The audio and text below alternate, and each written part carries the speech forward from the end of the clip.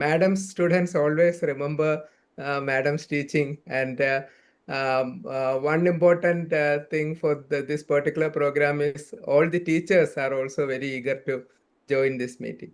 So regarding this particular session, nowadays there is a well-established oncology treatment units in different parts of the state, and most of our PG teaching departments doesn't have any experience or any opportunity to treat children with malignancy.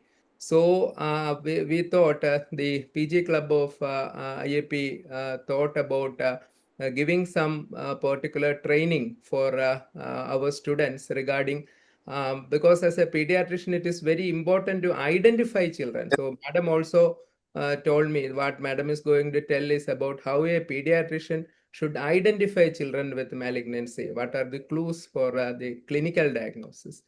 And I offer my immense gratitude to Madam, because I asked Madam almost a few weeks back, and Madam readily agreed. She was asking that about some technical support, but there is no problem regarding that. That also is arranged, and we will all listen to Madam. And thanks to all the seniors who have joined. I acknowledge the presence of senior teachers like Purushothaman sir, Mohandas sir, who is the coordinator of the session, Parvati Madam, Kalpana Madam is here, our national EB member Bennett sir is here, and we expect a huge number of the students also to join soon. And Joe sir, who is NNF president, Anandageshwan sir, who is our past the South Zone vice president, and many veterans in the field is here. And without much delay, we will start the program. Over to Srijit for continuing the session. I welcome Mohandas sir for his remarks, sir. Thank you, Dr. Srijit, and I would congratulate the IAP Trivandrum branch for organizing this event. And Kusuma Madam, I did my post-graduation 93-96 in SAT, and I still remember our a very short posting to RCC in, I think it is in 94, I think at that time, 94 or 95. And at that time, I think the pediatric oncology unit was just started in RCC. And I still remember the classes taken by Madam, like the prognostic factors in leukemia. And it was my first time I was knowing that lack of anemia is a bad prognostic marker. So like that. So, and after that, the RCC has, the pediatric oncology division in RCC has grown immensely. And Madam is the backbone of that growth. And it is a very happy occasion that Madam has readily agreed to share her thoughts in our platform. So thank you all. Okay. Thank you, sir. So now I welcome Dr. Kalpana Madam, the IAP President of Trivandrum, to introduce the speaker and further remarks. Good evening. Actually, there is no need to introduce Kusuma Madam. Actually, all the pediatricians all over Kerala, the senior teachers and colleagues are all being taught and trained by Madam only. Actually, when I was doing my PG, part of her OPD will be in RCC, and then the ward is in medical college. And she'll be just walking between the two places. And in addition, she'll be taking classes for each and every student who will be posted there. And Lelda Madam and Kusuma Madam are like twins, and so she used to take general classes for us also. And actually everyone who learns pediatrics MD will be aspiring to become an oncologist because of the charisma of Madam. And we used to give the continuing care like monthly IT, where all were being given at medical college itself at that time in SAT. So the initial induction, everything will be done at RCC, and monthly these pulse drugs in the IT as well as the other drugs will be given at the leukemia clinic. It is being run by Sulekha madam and others. And so it was a very, and we have seen how that RCC pediatric oncology department was made. Madam had training, I think from UK also regarding the pediatric oncology just before making the department, and she has arranged it in such a way that it was the best department among the RCC. Different departments in our RCC, the pediatric department, it was made so child friendly even in that 90s. So everyone used to come, and everything from the OPD to the ward, everything was arranged in the same place, and it was a pleasure to be. And there were plenty of places for children to play also, and the doctors also used to play with the children. So it was actually a pleasant experience, and also she has a large number of publications even from the beginning when we were not even heard of having publications. And madam single-handedly had run the department for all these years, and now it has become a very large unit, and the DM course in pediatric oncology also was started by her, and all the pediatric oncologists there are actually madam students. And she's a person who is into the charitable activities and is continuing the care of children with malignant diseases. And whenever program is there, she will be on the forefront. And so welcome, madam. I'm not telling more, and we are want to listen to you. She's an exceptionally good teacher also, which I can say. Okay, madam. Over to Srijit. How to speak, madam, sir? Madam, how to go, madam? Madam, you can share the slides now. Okay.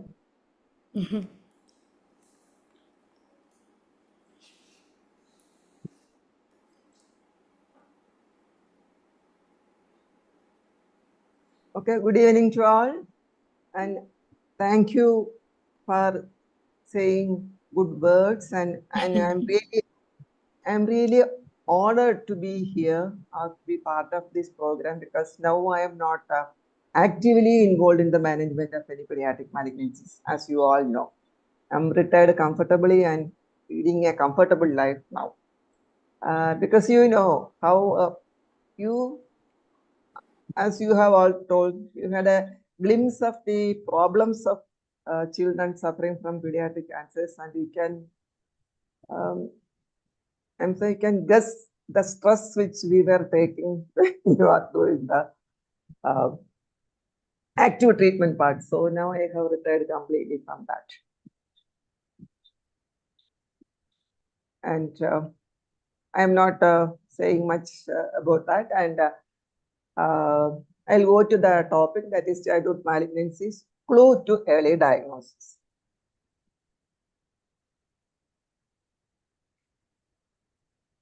The improvement in survival of pediatric cancers stands as one of the major or one of the most significant achievement in the modern medicine. And we all know that once pediatric malignancies are considered unifamily fatal, and a survival estimated to be less than 20% during the 1960s. Actually, this 20% itself is contributed by a few cases of Wilms tumors and neuroblastoma who were surviving with surgery alone, and a few cases of Hodgkin lymphoma who were surviving with radiation treatment. For leukemia in 1960s, survival, even two year survival was less than 10% even in US. So it's considered a uniformly fatal. But with the improvement in knowledge, surgery techniques improved, introduction of chemotherapy, introduction of supportive care like blood component therapy, various new antibiotics, etc. Survival started improving, and in 1990s, the 5-year survival was about 75%. Okay, during 1970s, less than 60% of children aged between 1 and 14 years diagnosed with the cancer survived at least 5 years. But during this 2014 to 2020s, 5-year survival become 83%. This still there is not major improvement. 83 is becoming 85 to 86 now. This improvement has been dramatic for a few cancers like acute lymphoblastic leukemia. Survival was 57% in 1990s to 93.3 during the 2020s. Non-Hodgkin lymphoma also survival was 43% in 1990s. Now it is almost 22% in 2020s. But still, survival remains poor in some age group and some cancer within a site. For example, if you take brain tumors, medulloblastoma is the most common brain tumor in children. The survival is 80%, more than 80%. But intrinsic glioma, only 50% will survive less than 1 year from diagnosis, and only 10% will survive 2 years from diagnosis. So also when you take soft tissue sarcoma, survival range from 65% for abdominal sarcoma to 80% for fibrosarcoma.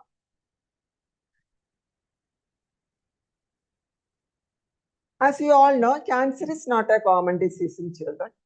However, timely diagnosis is extremely important. Many of the malignancies in children are highly curable, and earlier the diagnosis, better the prognosis. Because earlier diagnosis needs only less intensive therapy, and when the intensity of therapy is less, chance of getting late effect of therapy is also less. So earlier diagnosis is very important in childhood malignancies. And another compelling reason to promote increased awareness of the disease is they are on the increase with an approximately 1% increase per year overall.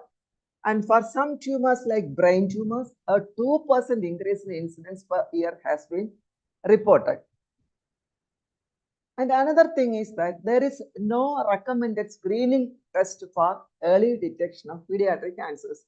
You may be knowing some screening test for adult malignancies like pap smear, oral mucosal examination, or self-breast examination, and things like that for adult malignancy detection. But there is no such effective screening test for the early detection of pediatric malignancies. And another thing is that childhood cancers are not considered as preventable. Unlike the adult malignancies, where we say that 1/3 of the malignancies are preventable by changing the lifestyle, you cannot prevent any childhood malignancies. And a recent model-based study suggested that nearly 43% of children aged 0 to 14 years with cancer never received diagnosis in LMIC countries. And one study reported a lag from general practitioner to specialist in 1/3 of cases. So awareness is important for families and healthcare providers. So how can you improve the early diagnostic method? Early diagnosis can be improved by increasing the awareness among the public, among the family members, among the health professionals and primary care providers. And strengthening the referral system and collaborative effort is very, very important in this one. But there are so many challenges for the early diagnosis of childhood cancer. One, as I have already said, they are not common. And signs and symptoms mimic much more common and less serious illnesses. And in many cases, for a diagnosis is to be made, multiple clues need to be linked together. In other cases, it may be more straightforward, provided there is awareness that the signs and symptoms point to a diagnosis. For example, if a child is coming to you with the history of irregular fever, pallor, lymphadenopathy, and bleeding tendency, if you know that these are all the classical features by which a leukemia patient present, we can straight away make a clinical diagnosis of, or you can put acute leukemias as in the first in the differential diagnosis. But you should know that these are all the straightforward clinical features for the diagnosis of acute leukemia. But very often they may not present with a straightforward symptoms and signs. That is the problem for early diagnosis. So think about cancer in the appropriate context when findings are subtle and connect the dots to establish the diagnosis. Some children are at increased risk, that is, children with a genetic predisposition. Can anyone say few genetic disposition where the children are prone to develop cancer, or they are at increased risk of developing cancer? Anybody can say?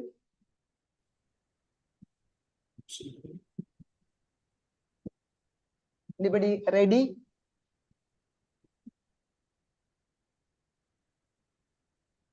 Nobody is ready.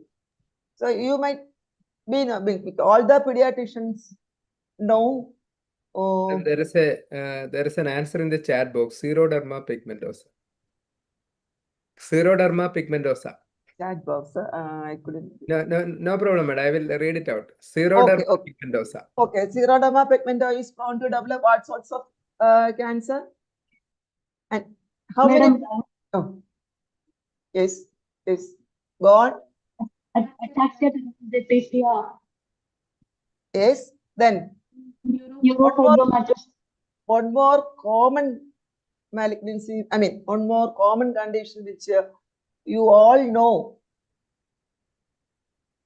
Trisomy 21. Fanconi anemia. Okay, Fanconi is ataxia telangiectasia. Down One syndrome. Bloom, Fanconi, so many. And one condition, Down syndrome. Yeah. Down syndromes, children are prone to develop leukemia 10 to 40 times more than a common child without any trisomy. And of course, and leukemia in them is, they will be developing acute leukemia, and acute lymphatic leukemia is more common than acute myeloid leukemia. But in acute myeloid leukemia, again, M7 type is more common in children with the Down syndrome. Fanconi's anemia, what is the malignancy usually seen? Again, it is a more common malignancy, acute myeloid leukemia.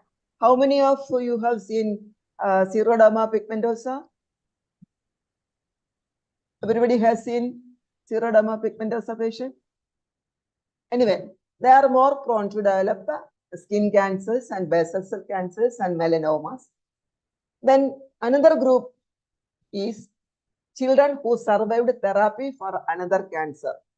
That is, patients who has received topoisomerase 2 inhibitors, alkylating agent, that is etoposide, alkylating agents, of course, endoxin like procarbazine, endoxin, and even some anthracyclines are prone to develop cancers, especially acute myeloid leukemia. And Hodgkin patients who has received earlier, as I have suggested, radiotherapy was the only treatment for Hodgkin disease, and those children used to get radiation, high dose of radiation, and they are more prone to develop second malignancies.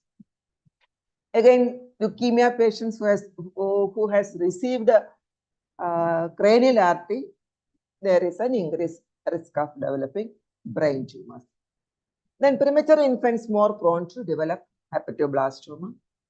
And family history, what is the importance of family history in childhood cancer? Anybody can answer?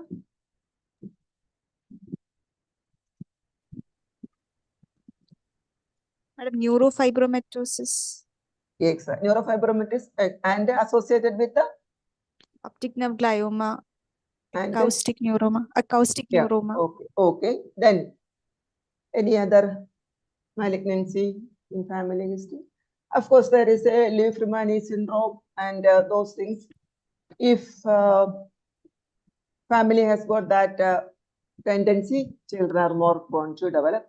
Any another malignancy where a family history is very important? Or where the heredity plays a major role? Anybody can say? Madam, retinoblastoma is one answer. Exactly. Yeah. But actually, for hereditary cancer, retinoblastoma is the example we used to suggest.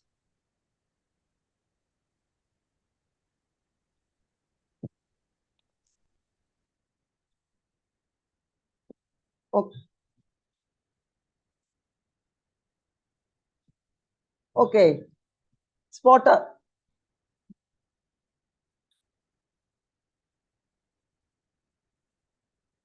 Spotter, this is a spotter which we have already mentioned. Xeroderma pigmentosa, madam. Yeah. Xeroderma pigmentosa. Because it's a very rare condition and of course it comes to genetic risk is there.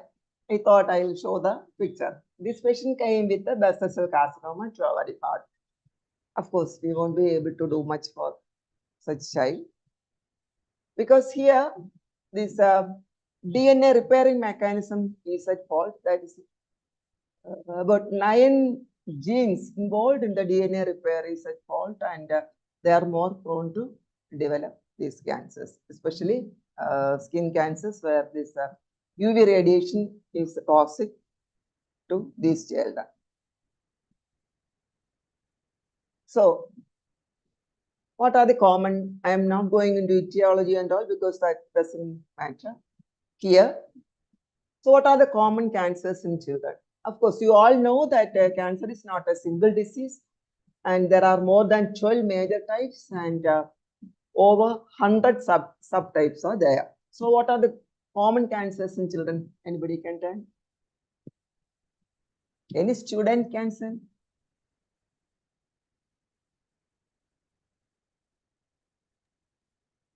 Madam, hello. Yes. Leukemias, madam. Yes, leukemias. Of course, that's the most common. Neuroblastomas. Most common, yeah. Neuroblastoma. Then, of course, pediatricians will be more aware of leukemias and neuroblastomas. Then, one more, pediatricians used to see one more condition.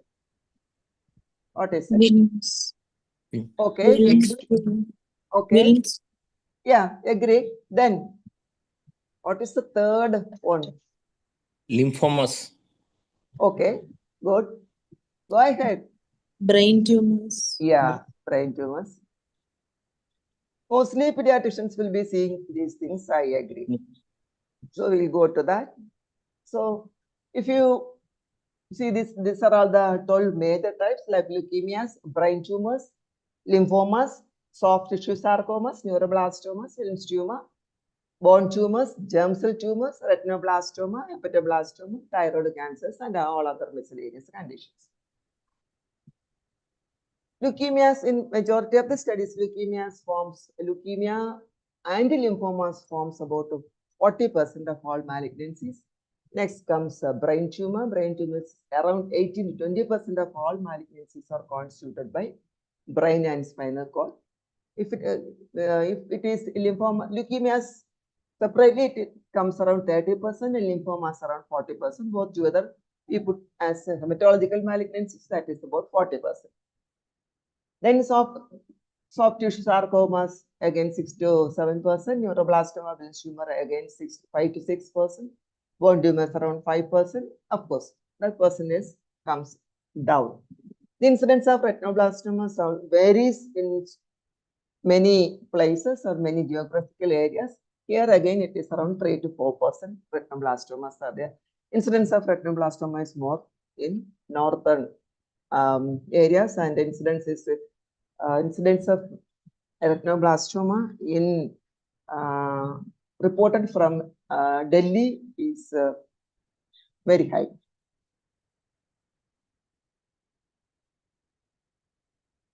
Okay, then what are the common signs and symptoms? Anyway, I have already put it here. It's fever, headache, lymphadenopathy, bone and joint pain, pallor, change in balance, gait, or change in vision, eye changes, unexplained fatigue or weakness or loss of appetite, occasionally bleeding tendencies also. 85% of malignancies are associated with the above signs and symptoms. The remaining 10 to 15% will be associated with unusual signs and symptoms and are more difficult to diagnose at its early stages.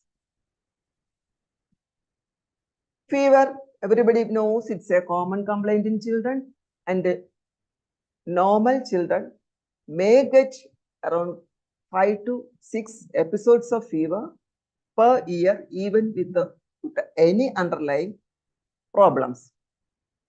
And I need not say how you will investigate a case of fever. And suspicion for infectious cause should be raised when the illness fails to respond to seemingly appropriate therapy. I am saying that seemingly appropriate therapy, of course, because you know how to treat a patient with a fever and how to do the investigations in a child with a fever. But again, even when fever is prolonged, infection is the most common cause. Maybe some viral illness or tuberculosis or some parasitic infections or some viral fungal infections. So that may be the reason. Unresolved fever may reflect an occult neoplasm like leukemia, lymphoma, or LCH. That is, when the infectious reasons are excluded, you have to suspect that it could be an occult neoplasm. And some cases of Ewing sarcoma also present with the fever. Sometimes the Ewing sarcoma will present with the fever, joint pain, and swelling, and this may sometimes disappear for some time. Intermittent fever will be there, or sometimes Ewing sarcoma will present like a case of osteomyelitis. So it is said that if when with the clinical diagnosis of osteomyelitis and if it is not responding to treatment, one should consider the possibility of Ewing sarcoma, or one should exclude Ewing sarcoma. And the fever may be rarely related to necrosis within a tumor. Example, neuroblastoma and Wilms tumor. When the tumor is large and necrosis happening inside the tumor, the presenting sign will be only fever. Presenting symptom will be only fever. And in one retrospective series of children with a prolonged fever, 2 to 9% cases were attributed to malignancy. And in another study, it was shown that 60% of acute lymphoblastic leukemia present with the fever. So what you have to do? A thorough clinical examination may reveal additional findings such as hepatosplenomegaly or lymphadenopathy. If such physical findings is there, it will give a clue for an early diagnosis. And sometimes there won't only fever will be there, and additional investigations are required for further diagnosis. I am saying a 6-year-old child is brought with a complaints of fever of 2 weeks duration, pallor and tiredness of 1 week duration, and examination revealed their condition was satisfactory. There was pallor, few lymph nodes were palpable, less than 1 centimeter in diameter, palpable both sides of neck, purpuric spots over the trunk, liver 3 centimeters and spleen 5 centimeters palpable. And what will be your what will be diagnosis in the first DD? Anybody can say. It's a straightforward case.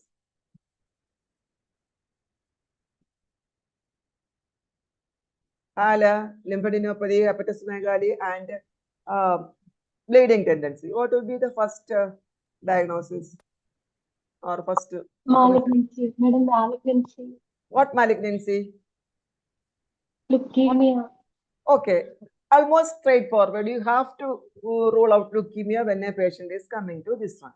But what other organs you will I have just given lymphadenopathy, hepatosplenomegaly, and Parkinson faults.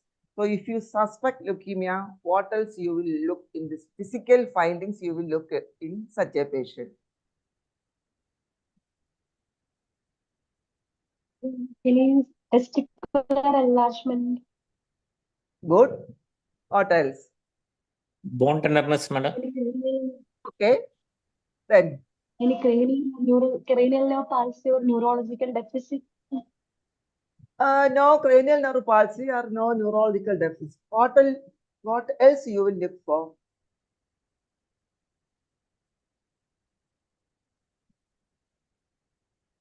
Will you look fundus? Is it important? Hello? Hello? Yes, ma'am. Any signs of raised ICP?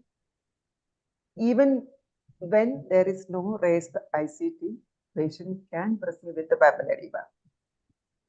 And patient is having purpuric spots over trunk, and patient may have retinal hemorrhage. So it is very important that you should do a fundoscopy examination. What is the significance of retinal hemorrhage? I have put purpuric spots over the trunk. Here we don't know the platelet level. So if there is retinal hemorrhage, any significance for that? Chances? Pardon? Risk of CNS bleed. Yeah, risk of CNS bleed is there. So it's very important that if you suspect a leukemia case or patients with this purpuric spots or bleeding tendency, just do the fundus examination also. So you'll be looking for CNS manifestations, fundus. What else? Okay. Anybody saying something? I'll show the others next one. If you find this, then what will be your clinical diagnosis?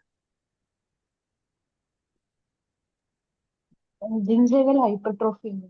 Yeah. So what is the most probable leukemia?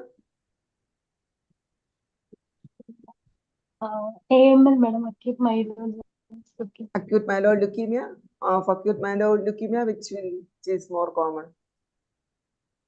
Either it will be a myelomonocytic or monocytic leukemia. This finding I purposefully didn't tell, and this I just wanted to show you because you have to that's again a pointed physical examination. You have to do an oral examination also. Sometimes it is not that common in all leukemias. Occasionally, ALL may have this hypertrophy, because it is due to the infiltration of leukemic cells. It is more common in myelomonocytic and monocytic leukemias. Of course, you have to do the investigations once you suspect leukemia. So if fever is not responding, a complete blood count with a differential count and examination of peripheral smear is necessary. And of course, you have to do the blood culture, chest radiography. And of course, if you are strongly suspecting leukemia, is a chest radiography necessary? Anybody can say? Yes, madam. If there is any mediastinal lymph nodal enlargement, mediastinal mass present. Okay. It's good. So if no clue for diagnosis, additional studies may be indicated for fever of unknown origin. That I am not going into details of because you may be knowing better than me in that way. CBC and BC, if there is pancytopenia or neutropenia and thrombocytopenia, leukocytosis or presence of abnormal cells or blasts, diagnosis is straightforward and it is leukemia.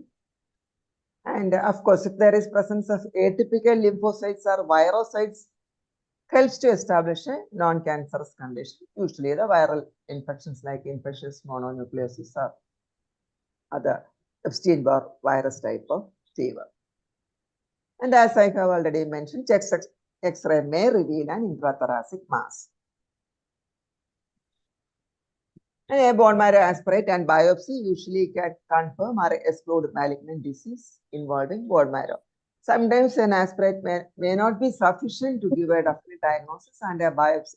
And some people usually do in marrow aspiration and biopsy because they want to avoid the delay, and both things can be done under one sitting. So some institution they do both. Anyway, that can confirm or exclude malignant disease involving the body. Pardon?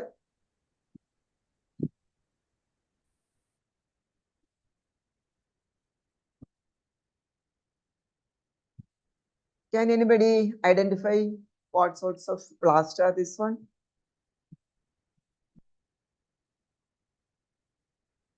This is lymphoblast, large cells without much cytoplasm.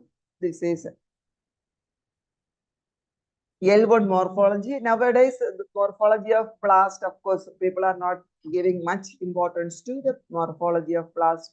Initially, it was said L1, L2, L3 and all, but nowadays, nobody is giving much importance to this L1, L2 business. This is L2 morphology, where you can see the blasts are more large and the chromosomal condensation is not as in L1. And the blast cells are also different in size. But when it comes to this slide, this is more or less typical of, anybody can say? Anybody knows this one?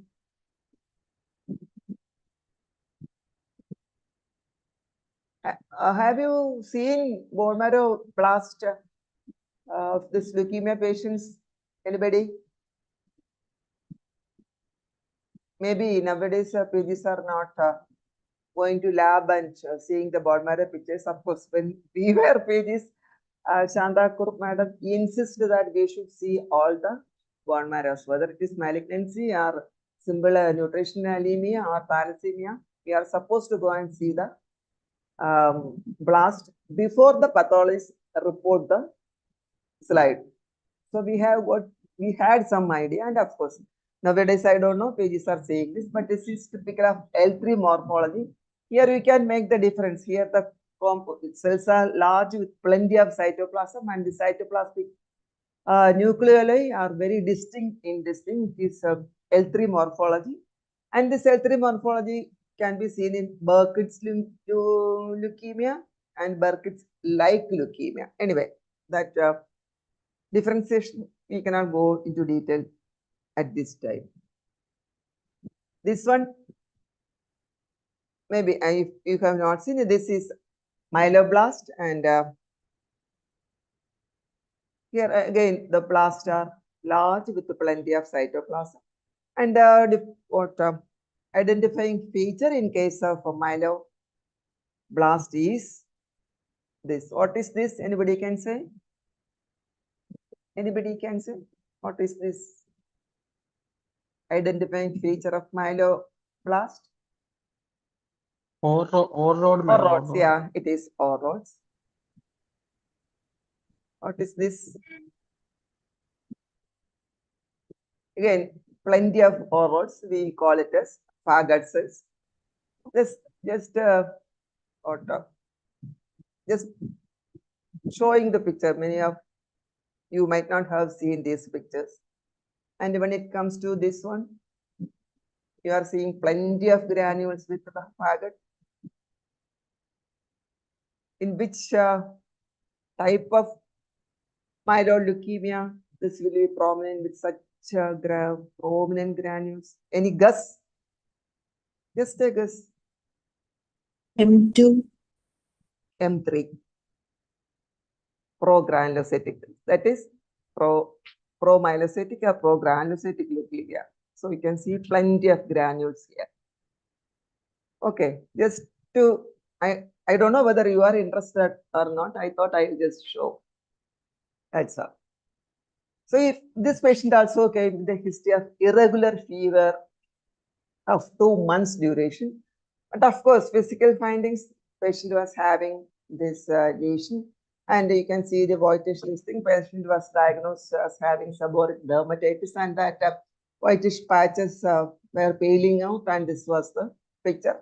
And of course, patient had swelling, which were considered as neck swelling because of this seborrheic dermatitis. What is the other differential diagnosis?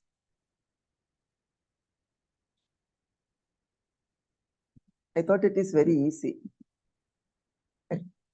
Somebody can tell. XLH. Pardon? Hemophagocytic lymphohistiocytosis. It was LCH. Langerhans cell histiocytosis. I thought you may be familiar with what I was just showing the picture also. Okay. So now we'll go to the next complaint, that is headache.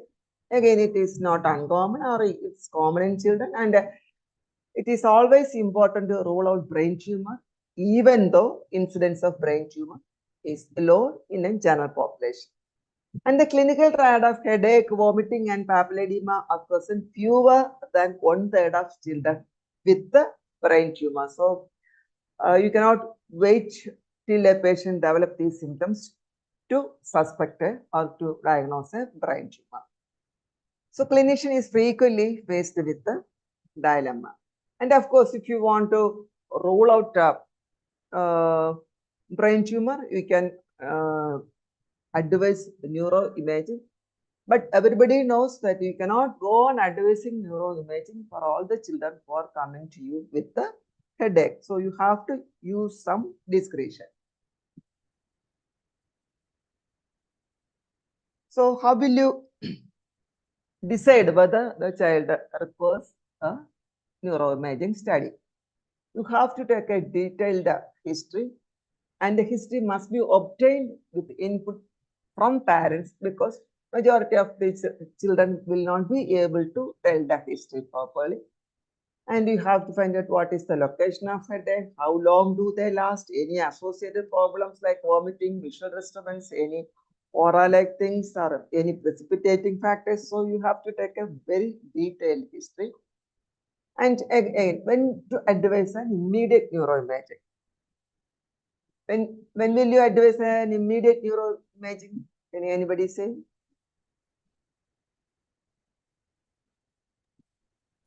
When there is seizure. Okay, seizure. Go ahead. Focal deficits. Okay. Yes. Cranial palsy. Yes. That is focal deficit. Okay. Recurrent morning headaches and headaches that awakens the child from sleep, intense and incapacitating headache, recent change in quality, frequency, or pattern of headache, presence or new onset of neurological abnormality as already suggested, ocular findings, of course, like papilledema, vomiting that is persistent, increasing head circumference, and of course, in children, irritability and behavior abnormalities, poor scholastic performance with the headache, all these things you have to advise a immediate neuroimaging. Again, when you take headache is classified into 3 groups to decide whether to go for a neuroimaging. That is, if the patient is having headache occasionally, there is no other associated symptoms, and that is not at all disturbing the child in a major way, you need not advise an imaging study. But frequently getting headaches and it is associated with the visual aura and precipitating factors are there. With the family history of migraine, the diagnosis may be migraine, but if it is increasing in this thing, of course, you can advise a neuroimaging. But the above factors which I have already mentioned, if the patient is coming with those complaints, an immediate neuroimaging is required, and the MRI is the preferred neuroimaging modality. Of course, MRI is not available throughout our state, but that if possible, MRI is the preferred neuroimaging modality. And next common complaint is lymphadenopathy, and it's a common complaint and physical finding in children. Small cervical, axillary, and inguinal lymph nodes are palpable in most children at some time during their childhood, and usually it is considered normal. And not all palpable nodes are pathologically enlarged. So, when a lymph node is considered enlarged, any idea?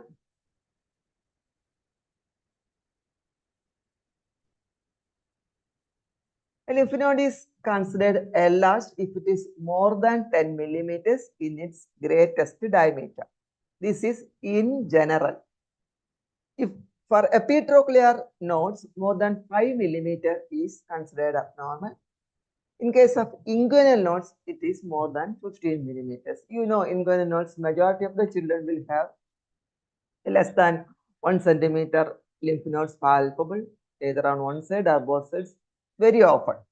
So if it is more than 15 millimeters only, then only it is considered as enlarged. And most enlarged nodes are related to benign causes such as infection.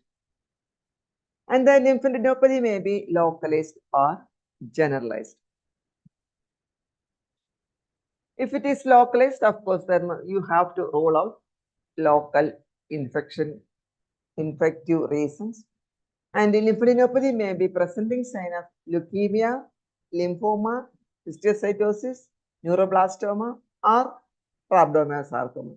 Here, it may be generalized or localized. Okay, when a lymph node biopsy is advised. Any idea? If a patient is coming to you with a lymph node, will you advise lymph node biopsy for all children, or have you got any criteria to advise lymph node biopsy?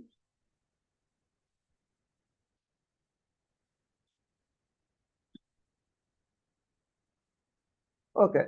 If there is associated clinical features like irregular fever and lymph node is the only palpable disease, of course, then you can consider, and of course, infectious diseases are ruled out, you can consider doing lymph node biopsy.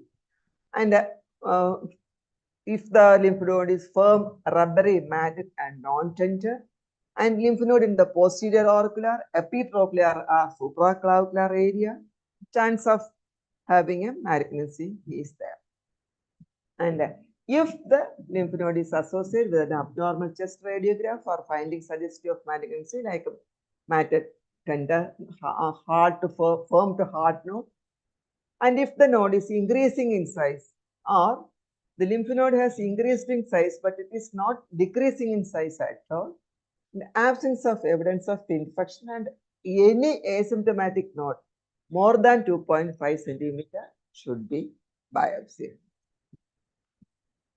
And in a study, it has shown that more than 75% of the time, the lymph node biopsy was non-malignant case, but still, if there is strong suspicion, you have to get a lymph node biopsy done.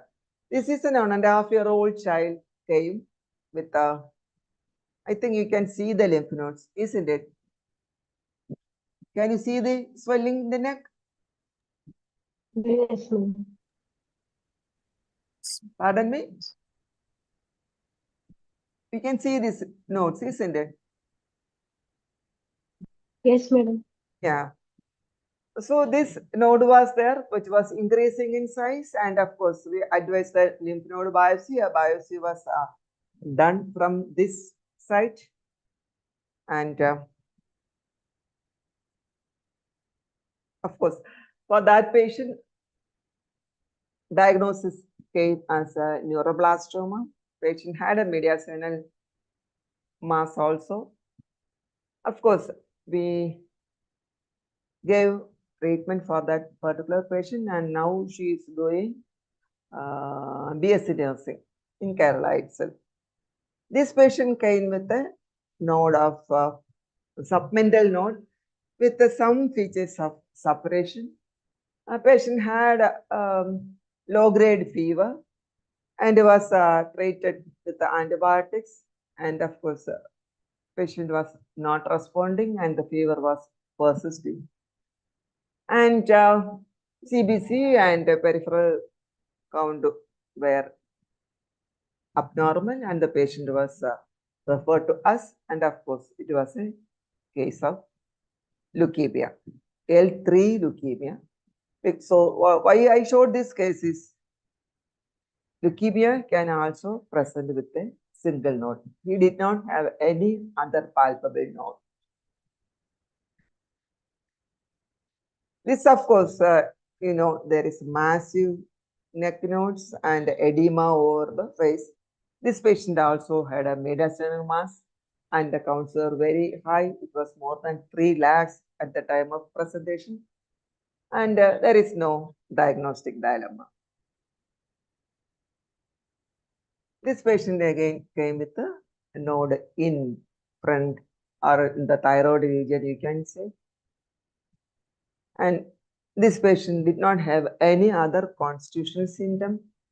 And of course, biopsy revealed it was a case of Hodgkin lymphoma. Then comes the bone and joint pain.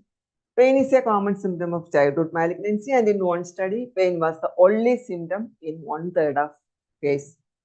And pain may be either localized or generalized.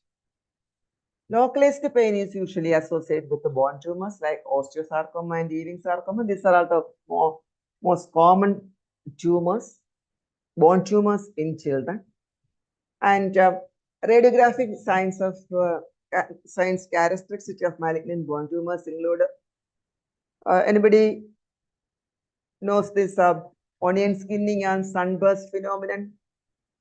Any idea about these radiological features? Onion skinning appearance is characteristic of sunburst appearance in osteosarcoma. Pardon? Osteosarcoma. Which one? Sunburst appearance. Yeah, good. Onion skinning? Onion skinning is? Ewing sarcoma.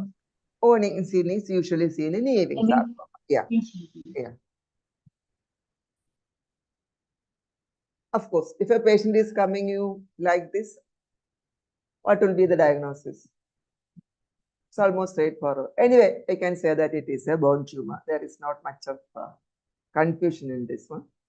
Once in a while, patient may give a history of trauma and the patient may develop pain, and usually parents will take it as a case of trauma producing the pain, and in many cases of osteosarcoma, the history of trauma will be there. So there will be some diagnostic delay, but of course, radiographic pictures will give a clue in those cases.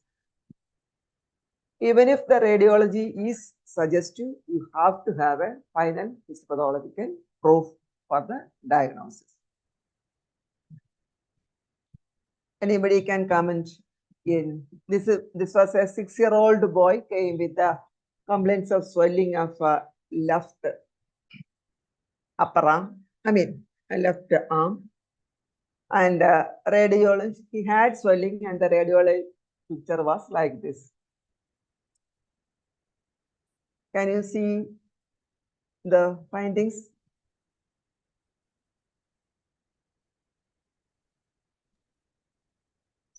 Sunburst appearance. Yeah, it is sunburst appearance. So you can see rise like this.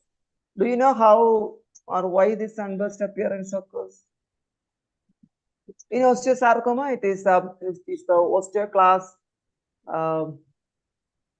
proliferates and deposits calcium along the blood vessel. That's why this onion skin appearance, and this this triangle, I forgot the Cotman's triangle. Yeah, this Cotman's triangle is there, and this onion skin, onion burst appearance was also there. This was the radiographic picture. Of course, a biopsy was done and there was confusion. It showed a small round cell tumor. And of course, you know that small round cell tumor, there is a variety in osteosarcoma where it is a small round cell can also occur in osteosarcoma. But the small round cell pathologically, they thought it could be more in favor of Ewing's. The difference is very significant because the management of two is different. And so the slides were sent to another center. There again, the confusion was here, whether they were also not able to say whether it is Ewing sarcoma or osteosarcoma. Same confusion existed.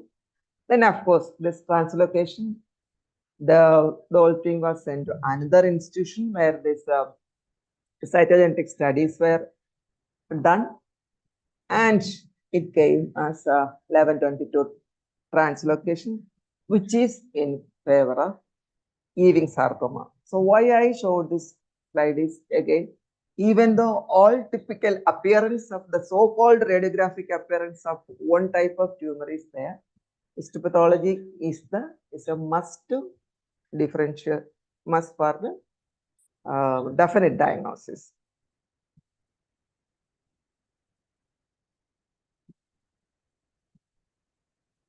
Generalized bone pain again seen with the disseminated malignancy when the bone marrow is involved, as in the case of leukemia, neuroblastoma, or Ewing sarcoma, or Langerhans cell histiocytosis. A neuroblastoma, you all know, it is well known to produce extensive bone marrow involvement. Ewing sarcoma also once metastasis, bone metastasis is and bone marrow metastasis is common. So also for LCH, bone marrow involvement is common. And a study by Johnson et al. Reported that 40% of ALL patients had musculoskeletal symptoms, and in 20%, that was the only symptom. This is very, very important because if a patient is coming with a musculoskeletal symptom alone, nobody will suspect it as a case of leukemia. They will suspect so many other conditions, but diagnosis of leukemia will not be considered in general, especially when it is going to a general practitioner or a general pediatrician.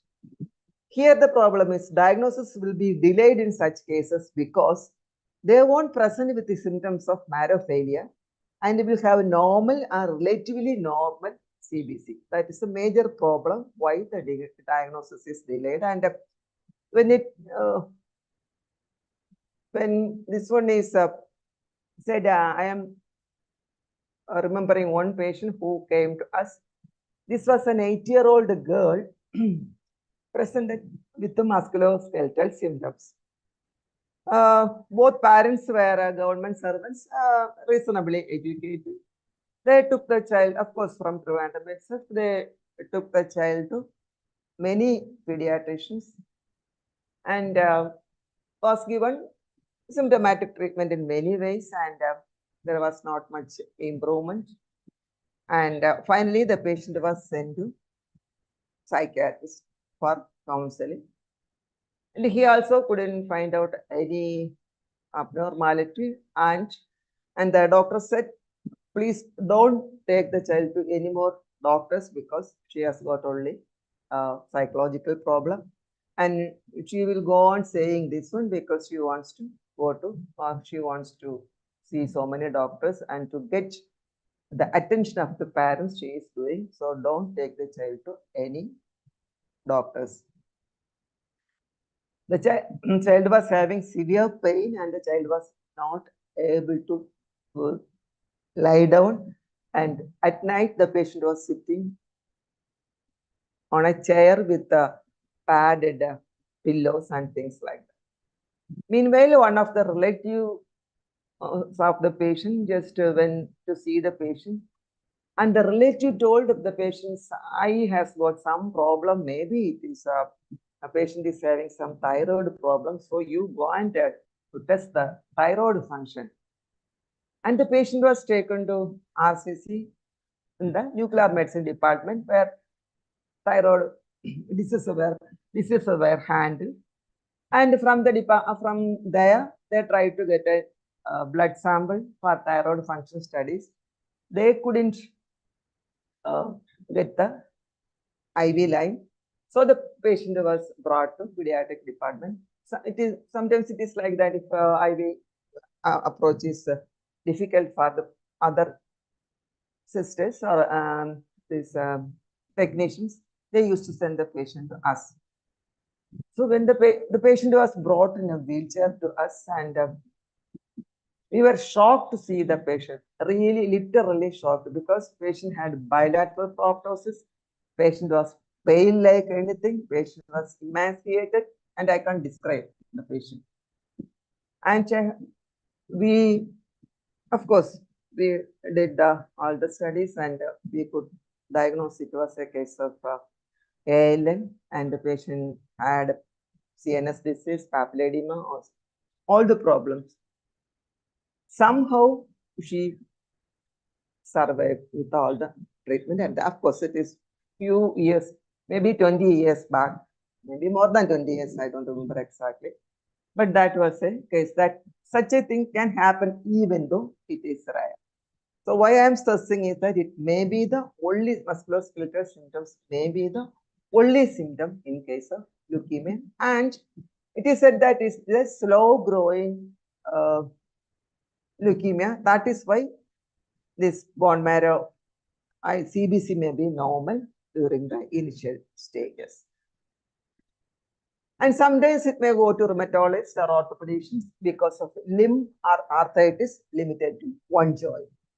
In contrast to juvenile rheumatoid arthritis, leukemic patients are more likely to have worse pain at night, and sometimes a fleeting type of arthritis, which we used to describe in rheumatic fever, may also be seen in leukemia. Here, what I have to say is one useful clue is elevated serum LDH. Of course, CSR will be elevated, CRP will be elevated in all those conditions. But if you do LDH will be elevated in leukemia, non-Hodgkin lymphoma, Ewing sarcoma, and in malignancies, there will be elevated LDH. Sometimes careful review of radiograph may help.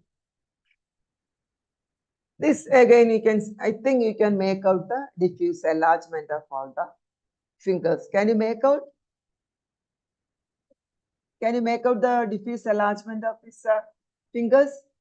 Of course, this was a 2-year-old female child reported to pediatrician with a history of fever, and this was only swelling, and there was not much anemia or organomegaly. ESR was elevated, and CB was normal at that time. So diagnosis of juvenile rheumatoid arthritis was made, and the patient was put on steroids. Response was remarkable, and gradually steroids were tapered. After a few weeks, patient again came with the same symptoms of joint swellings, and at this time, luckily, I'm not saying luckily, patient, unluckily, whatever it is, patient had anemia and a liver 2 centimeters and spleen 3 centimeters. So just because anemia was there and suspicion was there, blood counts and a bone marrow was done, and it was a case of acute lymphoblastic leukemia. This case, again, this patient only had this swelling of toes, but patient had extreme pallor. So initially itself, diagnosis was confirmed by doing the bone marrow examination, because if it is rheumatoid arthritis, juvenile rheumatoid arthritis, this type of anemia will not be there. So diagnosis was not missed in this case. So because of the presenting features of childhood malignancy and rheumatic disorder may overlap, any child with a suspected arthritis whose diagnosis is not definitive or who has atypical features like peripheral cytopenia, increased LDH, should undergo a bone marrow examination, particularly true if treatment with steroid is considered. Because if you start steroid, patient will respond, all the symptoms and signs will disappear. You will taper the treatment. After some time, the patient will come with a floral picture. At that time, the disease will behave like a relapsed case and the prognosis will be not good. Pallor and bleeding, of course, most frequently it is due to thrombocytopenia and occurs in leukemia. Major bleeding, as in the case of as it occurs in adult, is usually not seen in pediatric malignancies unless there is a DIC also associated with this malignancies. Bleeding out of proportion to the severity of thrombocytopenia, if it is there, actually evaluation for DIC should be considered.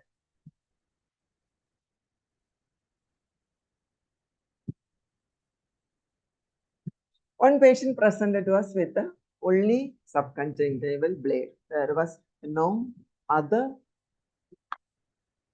bleeding tendencies like ecchymosis or purpuric spots over the body, but this was the only thing. So when you say bleeding, bleeding can occur anywhere, but of course not profuse bleeding. Then coming to abdominal mass. Up to this time, all the signs and symptoms which we were discussing usually seen by pediatrician, but when it comes to solid tumors like abdominal mass and once a mass is detected, usually the tendency is to refer these patients to surgery. I know that, but of course, I'll just go through some cases where it may come to pediatrician also. A palpable abdominal mass is one of the most common presenting signs of malignant solid tumors. And the presenting symptom may be pain, constipation, or less commonly intestinal obstruction. Sometimes the mass may be detected accidentally. All abdominal masses require early, thorough workup. It is said that abdominal mass in a child, that is not in the neonatal period, in a child should be considered malignant unless otherwise proved. That is the dictum. Here again, age plays a major role, as in the case of in the newborn period, if you are finding a mass, maybe some congenital anomalies, and usually it is benign. When a patient present with intestinal obstruction in a grown-up child, or another way by which these children can appear again like features of intersusception. If intersusception occurs in a grown-up child, chance of having lymphoma is high. So that suspicion must be there. A careful general examination should be performed, assess for the constitutional symptoms such as fever, night sweats, weight loss, subcutaneous nodules, periorbital ecchymosis, hemihypertrophy, anaeria, so many things. You have to have a general examination, detailed general examination. Can you see some? This patient was brought with the comments of abdominal distension. Can you spot anything else? Of course, you can see the abdominal mass, and aspiration was done from this side. Can you see any other thing in this child? It was an infant, 1 month duration. Can you this bluish nodules? Blueberry muffin. Blueberry muffin. Yeah, that means you know what is the diagnosis. What is the diagnosis then? Even though it's an infant, a newborn child. Blueberry muffin is? Rubella. Pardon? Pardon me? Let it be, no problem, absolutely no problem. It is characteristic of neuroblastoma. When a mass is here and a blueberry muffin nodules are there, it is more characteristic of neuroblastoma. Of course, such patients, a pediatrician may come to see such patients once in a while.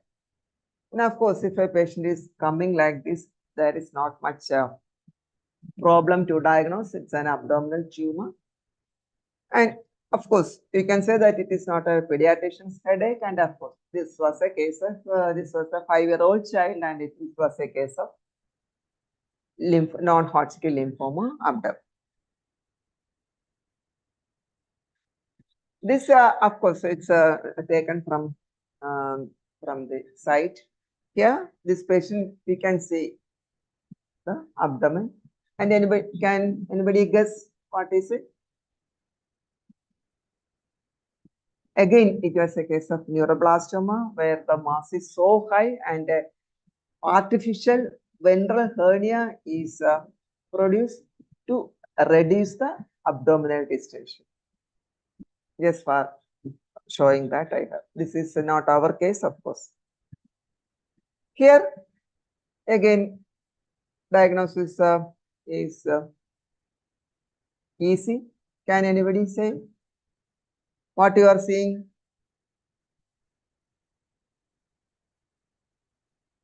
Huge abdominal walls with the dilated veins, and what else you can make out in this child? What else? What is this? Raccoon eye, madam. Pardon? Squint. Pardon? Is it squint? Madam, raccoon eye. Can't hear. Please repeat. Please repeat.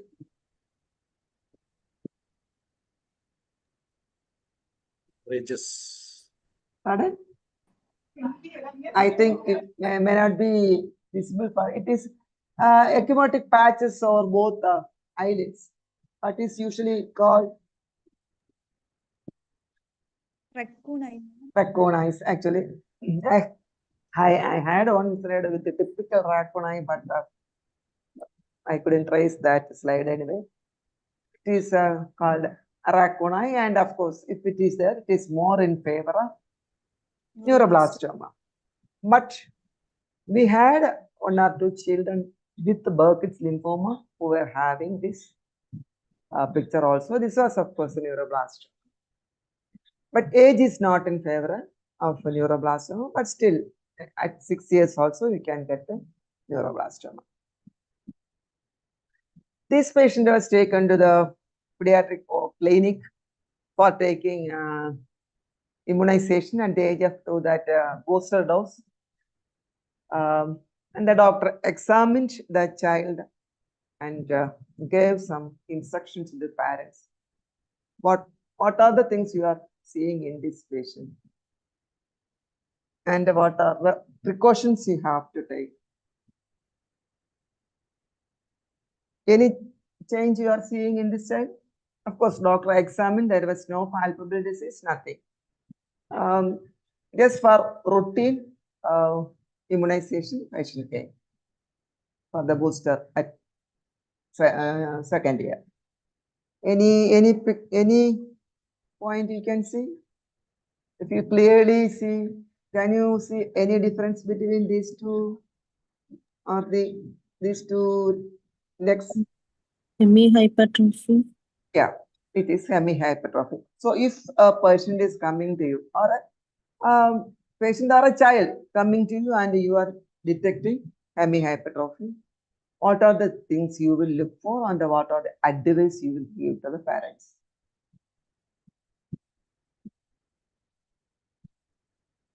What tumor is associated with hemihypertrophy? Any idea? Wilms tumor. Yeah, Wilms tumor. Wilms tumor.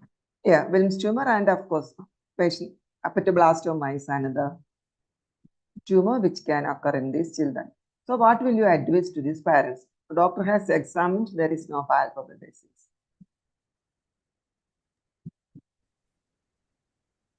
Ideally, the patient should undergo ultrasonography of abdomen till the child is 7 years old. And if there is any doubt, of course, a CT scan has to be done. But usually those things are not practiced, but that is the ideal thing to be done, because we should be aware, or the pediatrician should be aware, that when there is isolated hemihypertrophy can happen, and these patients are prone to develop malignancies. And doing an ultrasound is not a big thing, and you have to give that advice to parents. What you are seeing here?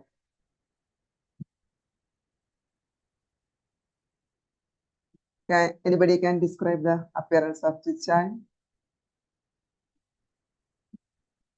Now, of course, time is running short. I'll go through.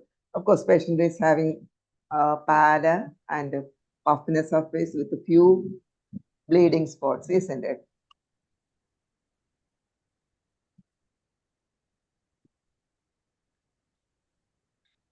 And of course, we took the X-ray chest, and this was the X-ray chest. You can see the trachea is shifted to this side. Can you see clearly that the trachea is shifted? Can you see this one? And of course, there was not much diagnostic dilemma in this case, because the peripheral smear itself was showing blast.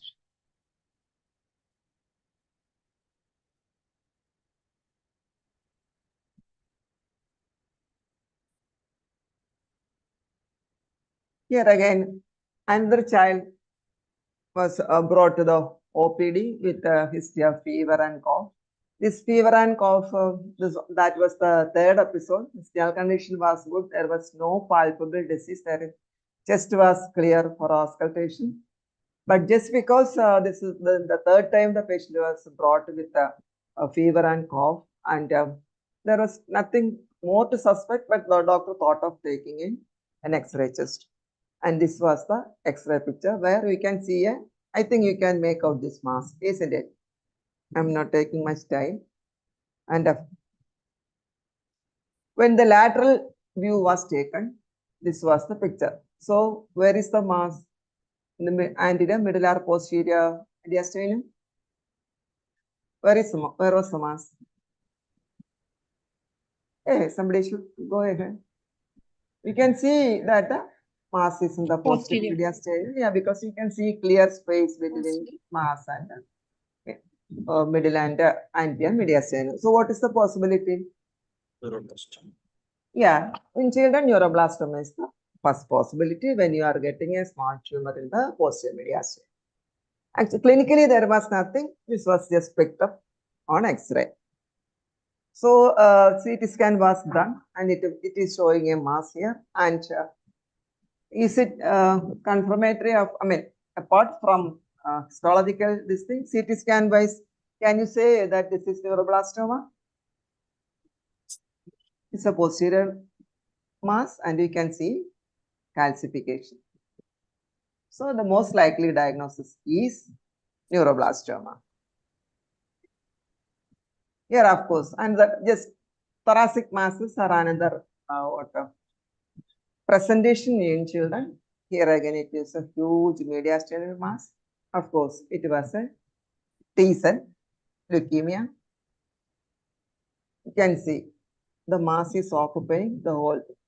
Why I showed this is that when the mass is too big, you won't be able to make out whether the mass is in the anterior mediastinum, medial, or posterior. Of course, you can see the air column here. This is another patient again who came with a fever, chest pain, and difficulty in breathing.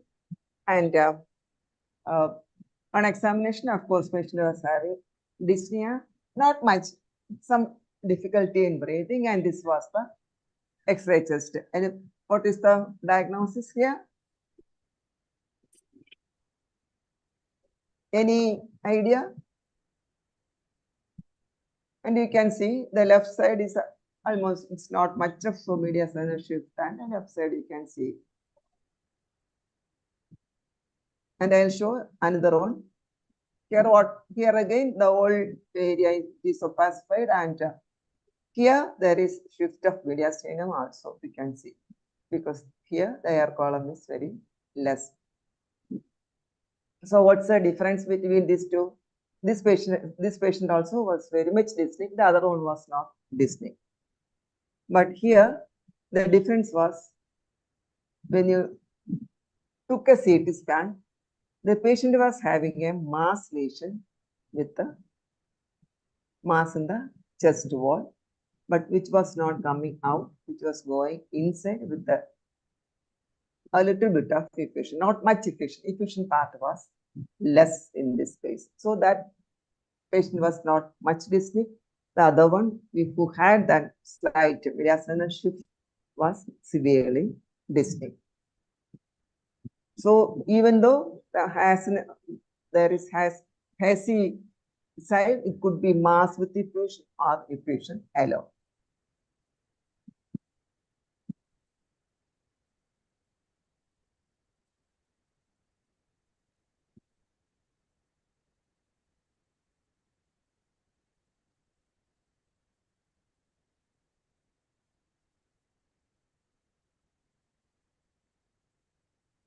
This is again another case where there was considerable delay. This was a 11-year-old girl who had a pain abdomen. She was taken to the doctor few times and nobody detected her problem. And she also did not show that there is any swelling on back, because especially girls, they may not allow a proper examination. And when she came, she had a huge retroperitoneal mass. So that's why abdominal examination, they couldn't get anything initially. And of course, when people say recurrent this thing, very often the tendency is to ignore. And when she came, it was a very huge retroperitoneal mass, which was unresectable, and the prognosis was bad. Of course, many of you may not see such a clinical picture. Here, patient is having a mass coming through vagina. Only two conditions. Either it could be a germ cell tumor or it could be a rhabdomyosarcoma. Can you see a mass here? So, not only abdominal mass anywhere in the body, you have to investigate and rule out malignancy. Of course, I am not saying about a fibroma or a lipoma and things like that. Otherwise, you have to consider it as a possibility. Malignancy. So here you can see a mass in the bone. It's a rhabdomyosarcoma. Here what you can see? You can see the neck swelling isn't it? But in his face, you can see the ptosis also.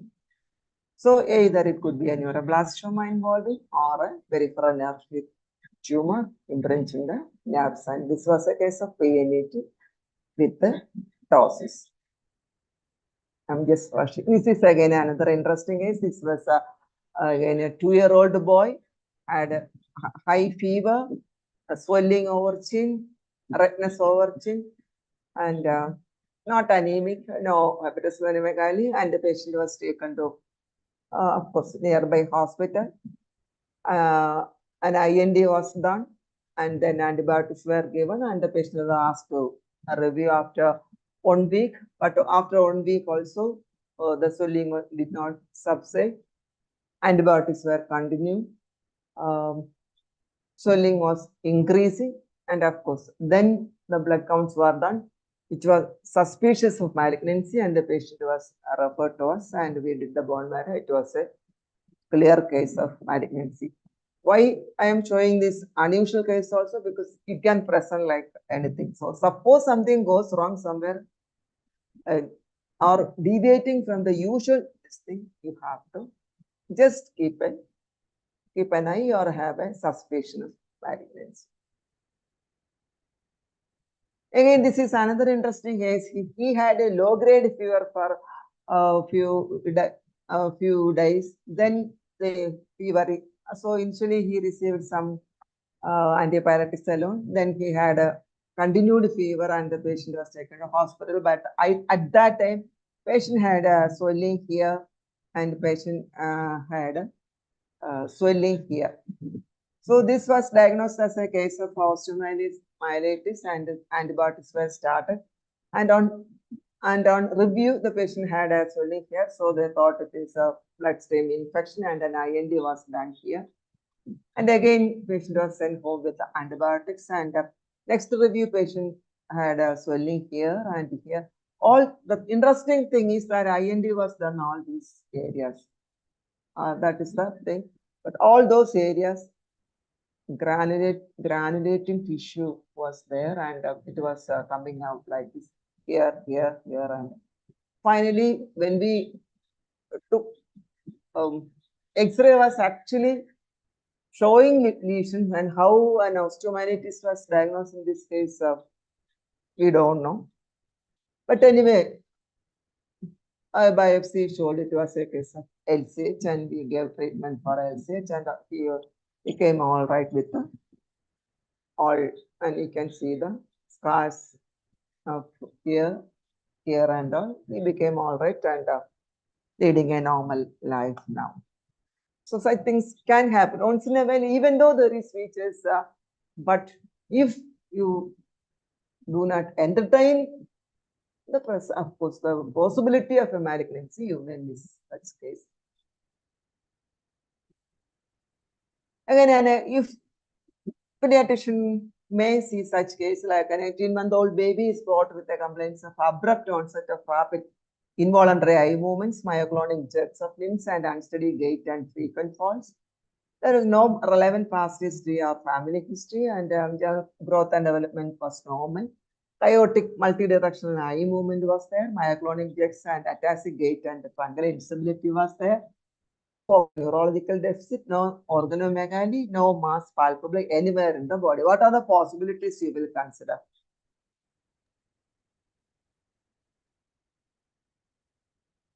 The neuroblastoma. Yeah, of course.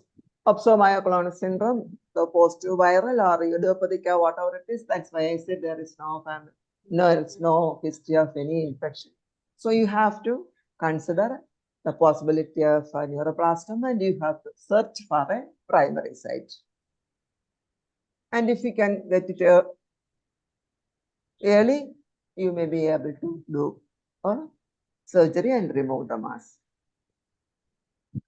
Then about, of course, eye changes. Eye changes can be proptosis, papilledema, white reflex in eyes, or subconjunctival hemorrhage, as I have shown already.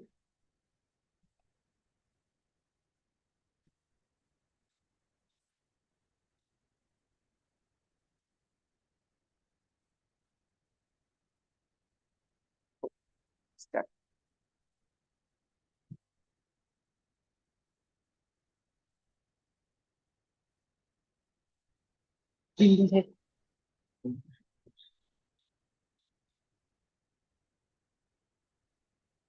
Sorry, it got some problem.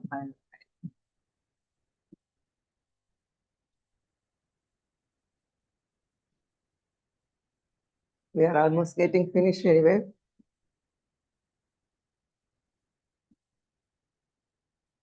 Madam, slide is visible, madam. But I can't move that. It's not moving. I don't know why. നടുപ്പതിലൊരു toolbar pen something ആണുള്ളത്. is അത് there. മാറ്റണം. Oh, left കോർണറില് close it അനങ്ങുന്നില്ല അല്ലേ? Pen ഒഴിവാക്കണം.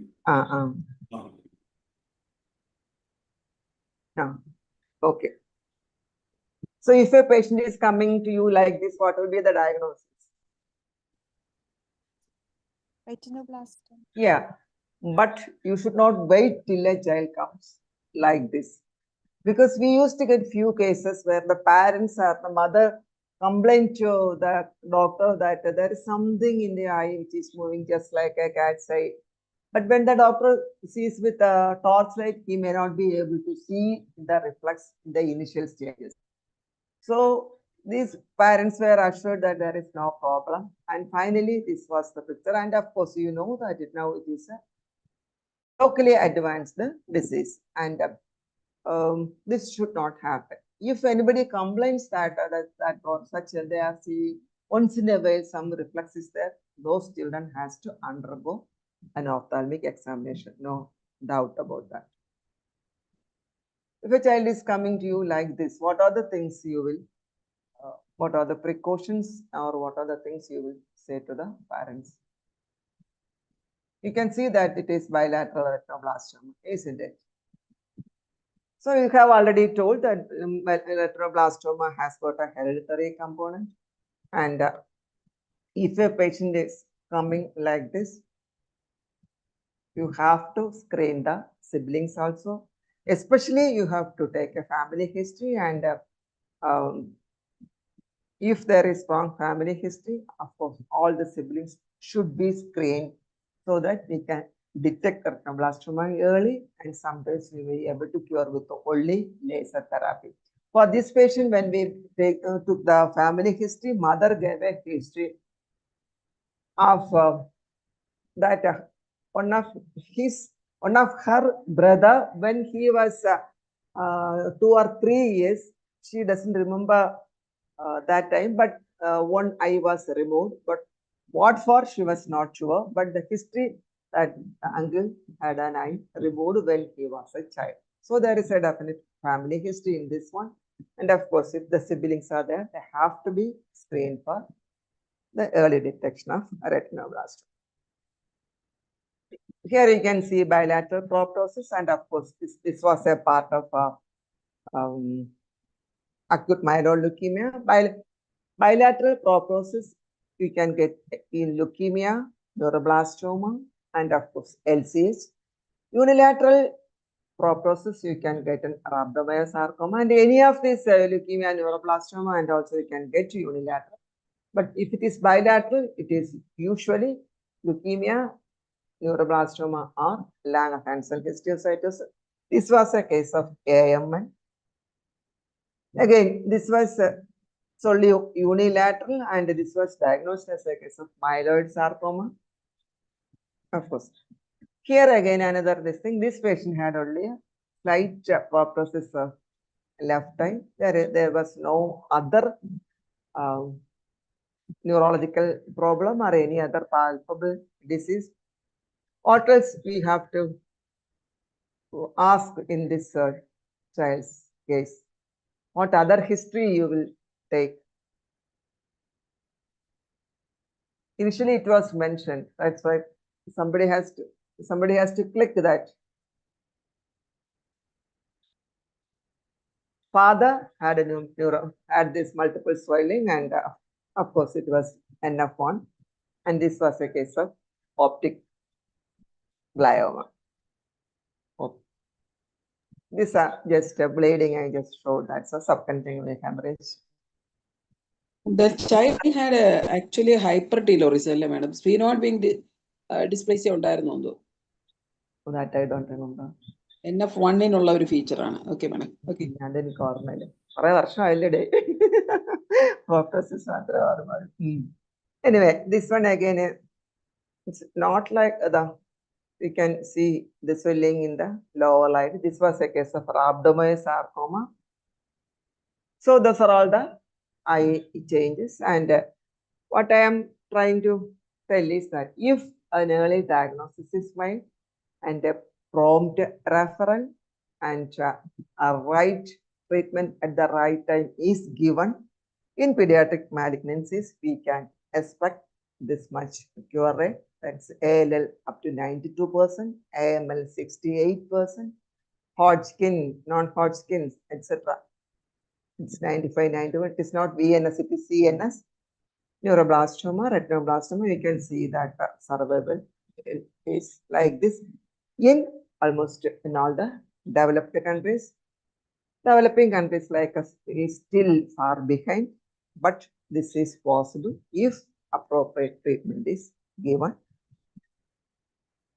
And awareness about the presenting features of malignancy is very important, and we have to have a high index of suspicion, and early referral is required. Timely diagnosis and appropriate treatment is a must to get this much survival rate in pediatric malignancies.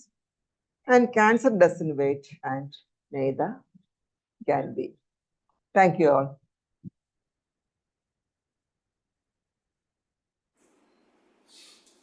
Thank you. Thank you, madam. Riaz told that I can go up to 9:15, and so I have taken that much time. So some explanations I have what I didn't do. Anyway, it is 9:15. Hope everybody was there who are all joined initially. Okay. Okay, once again, thank you all for giving me this or making me a part of it.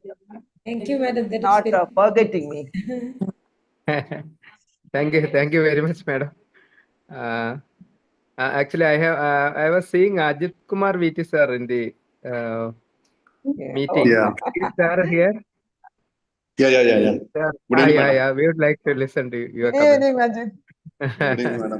Madam, so I really enjoyed seeing you actually and hearing your talk after a long time. അതെ പല സീനിയേഴ്സും അങ്ങനെയാണ് വന്നിരിക്കണെന്നാ തോന്നണം. മാഡത്തിനെ കാണാൻ വേണ്ടിട്ട് വന്നതാണ്. I know, forgot. Anyway, it will be useful for all the PGs who have attended here. The slides are all old slides. I have written 8 years back. ഇത്രയും cases എനിക്ക് തോന്നുന്നു ഒരുമിച്ച് കാണാൻ പറ്റുന്നത് അല്ലേ? Basically, madam talked with her experience, and so that nobody can talk like that. ഇനിയൊന്നും പറയല്ലേ? They will say they will also get experience. മാഡത്തിന്റെ സ്റ്റുഡന്റ് അല്ലാതെ ഉള്ളവര് വളരെ ആരും ഇല്ലെന്ന് തോന്നുന്നു. കൊച്ചു പിള്ളേര് മാത്രമേ ഉള്ളൂ. കൊച്ചു പിള്ളേരല്ലേ ഇപ്പൊ ഭയങ്കര വിരലുണ്ട്.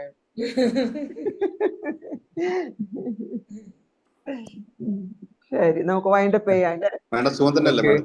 സുഖമായിട്ടിരിക്കുന്നു.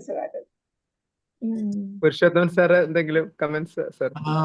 I was really enjoying the nostalgic. Madam, Purushothaman സാറൊക്കെ വന്ന് ഇങ്ങനെ പോസ്റ്റിങ്ങിന് വരുമ്പോ ഇരിക്കൂല, ഇങ്ങനെ നടന്നുകൊണ്ട് എല്ലാ കേസും കണ്ടു. Even now he is like that, I know. Recently, last 3 months period, I had 3 cases. First case was a 22 months old child presented with difficulty in walking one side of the lower limb, frequently falling. We investigated that patient, and then it turned out to be a neuroblastoma invaginating into the spinal cord. I had a beautiful MRI of that. Actually, I thought of showing it, and the primary was very small. So if I say it is not an early diagnosis, nothing to show, I was thinking whether to include it or not, and MRI was showing typical infiltrating into the that is done. The surgery was done, and now the child is undergoing chemotherapy. It's a undifferentiated high-grade neuroblastoma. Again, 2 more cases. One case not being treated by us, I have seen on the follow-up, but now a patient is here. It's a 5-year-old girl child, again presented with abdominal pain on the right side, and we are investigating for that. And while in the hospital, he started having weakness of one side. Investigation showed the very same picture and neurologically involvement. Now the surgery is done. We are waiting for the chemotherapy. I don't know why there's groups of the similar cases are coming like that. A typical high-grade neuroblastoma, which all invading into the spinal cord, extradural compression, and some damage was already happened during the surgery also. And I remember you still know the why. That's the problem. Okay.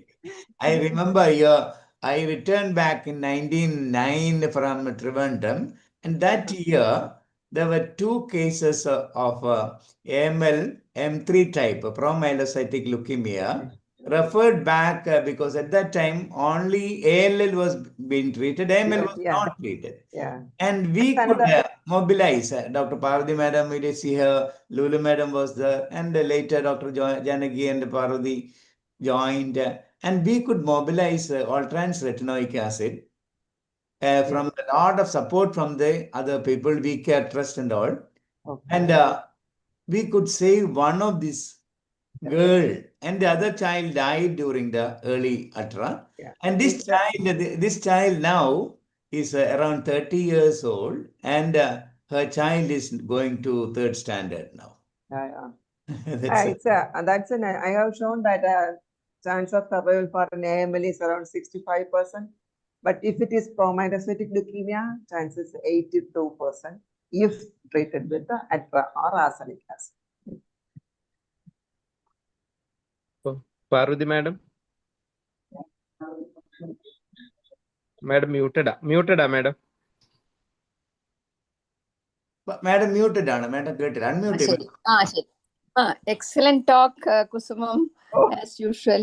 And I'm reminded of the 1990s.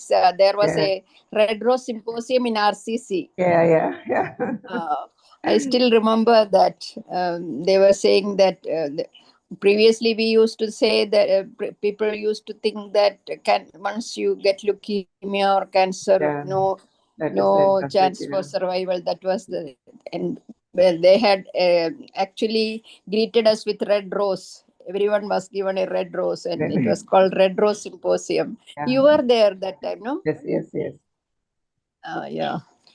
And we had lot of cases like this rheumatoid arthritis, Still's disease. We used to lymph small joints involvement and hepatosplenomegaly.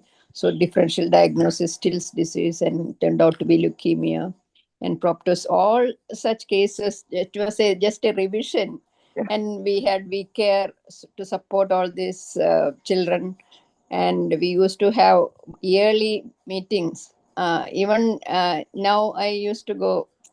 And lately I had a malignancy, resear rectum, and was surgery was done 1 year back. Now I'm all right.